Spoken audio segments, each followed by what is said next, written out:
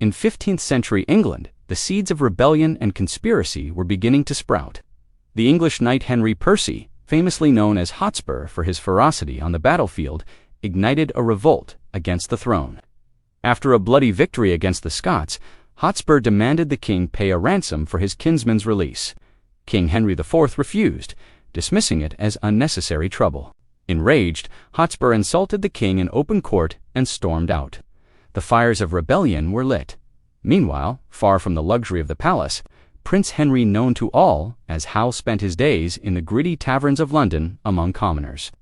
He had no desire for power or the burden of the throne. His constant companion was the retired, aging knight, John Falstaff.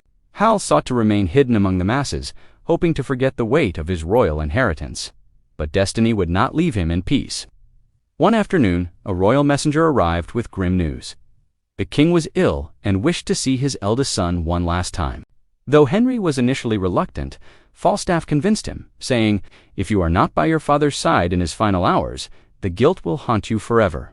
Henry returned to the palace, only to be met with a cold truth. The king informed him that due to his bohemian lifestyle, he would not inherit the crown. Instead, his younger brother Thomas would be the next king. Henry accepted this calmly, but when he learned that his inexperienced brother was marching to war against the legendary Hotspur, he was struck with dread.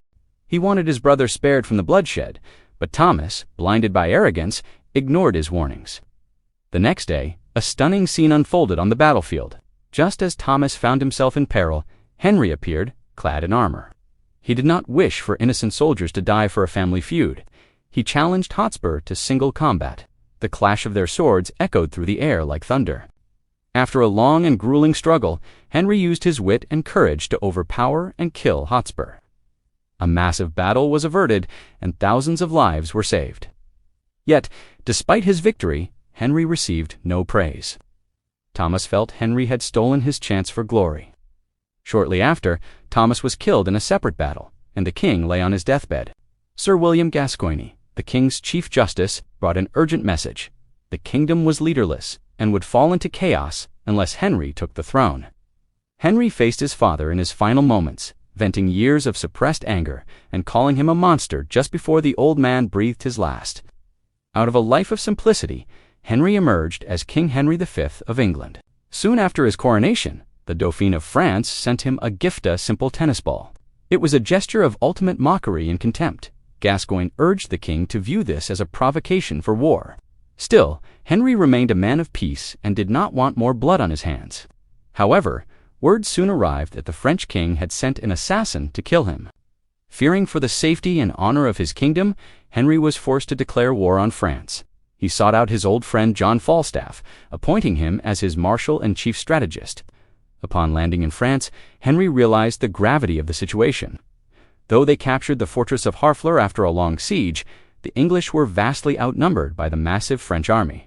At the field of Agincourt, fear gripped the English ranks, but Falstaff devised a brilliant plan. Knowing that heavy rain had turned the field into a muddy bog, he predicted that the heavily armored French knights would get stuck. The battle began. Just as Falstaff predicted, the French cavalry sank into the mud. English archers rained arrows upon them, and the French lines collapsed in chaos. Henry himself descended into the mud, fighting alongside his common soldiers. England emerged victorious, but the cost was devastating. John Falstaff lay dead on the field. Standing over his friend's body, King Henry wept. He had won a kingdom, but lost his soul's confidant. The King of France surrendered and offered his daughter Catherine in marriage to seal the peace. Back in England, during a private moment, Catherine asked Henry a startling question. Why had he invaded France without cause? She swore that her family had never sent an assassin, nor had they sent the mocking ball. The truth hit Henry like a thunderbolt. He realized he had been a pawn in a larger game. He immediately summoned Gascoigne. Under interrogation, Gascoigne confessed that he had orchestrated the entire conspiracy to unite England and France under one rule. He believed this small lie was necessary for a great empire. Consumed by rage, Henry killed Gascoigne on the spot with a swift strike of his dagger. The story ends with King Henry as the ruler of a vast empire, yet surrounded by shadows of betrayal. Holding Catherine's hand, he made only one request: Always speak the truth to me."